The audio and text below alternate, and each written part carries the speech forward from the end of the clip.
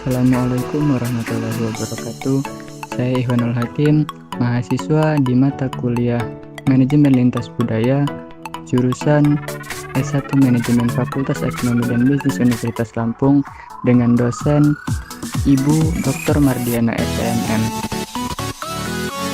Pada video kali ini saya akan memaparkan materi tentang prinsip komunikasi lintas budaya. Dalam prinsip komunikasi lintas budaya, kita akan mempelajari 6 hal. Yang pertama, relativitas bahasa. Yang kedua, bahasa sebagai cermin budaya. Yang ketiga, mengurangi ketidakpastian. Yang keempat, kesadaran diri dari perbedaan antar budaya. Yang kelima, interaksi awal dan perbedaan antar budaya. Dan yang terakhir, memaksimalkan hasil interaksi.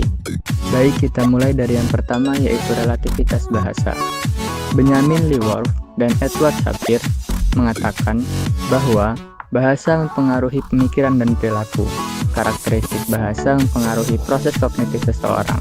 Karena bahasa-bahasa di dunia sangat berbeda dalam hal karakteristik semantik dan strukturnya, maka orang yang menggunakan bahasa yang berbeda akan memandang dan berpikir tentang dunia dalam cara yang berbeda. Lalu yang kedua, menurut Fishman, Heuser, Miller, dan McNeil mengatakan bahwa bahasa yang kita gunakan membantu menstrukturkan apa yang kita lihat dan bagaimana kita melihatnya, akibat orang yang menggunakan bahasa yang berbeda akan melihat dunia secara berbeda pula. Lalu yang kedua, bahasa sebagai cerminan budaya. Makin besar perbedaan budaya, makin besar perbedaan komunikasi baik dalam bahasa, isyarat verbal maupun isyarat-isyarat non-verbal. Artinya, semakin sulit komunikasi efektif dilakukan. Oleh karena itu, harus peka terhadap hambatan-hambatan komunikasi antar budaya.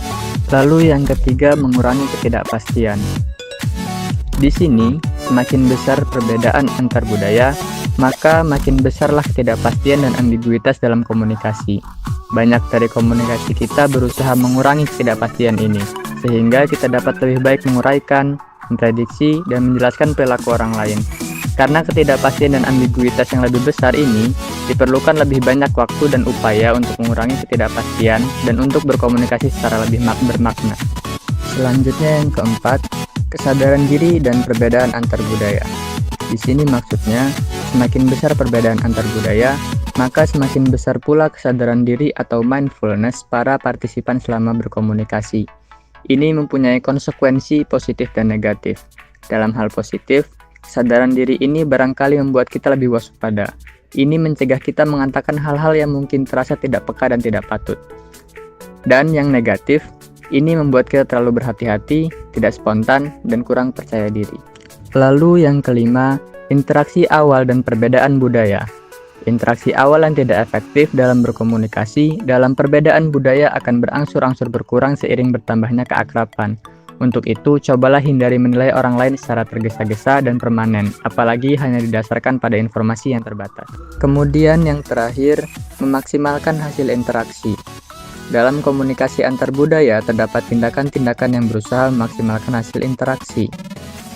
Dalam hal ini, orang akan berinteraksi dengan orang lain yang mereka perkirakan akan memberikan hasil positif.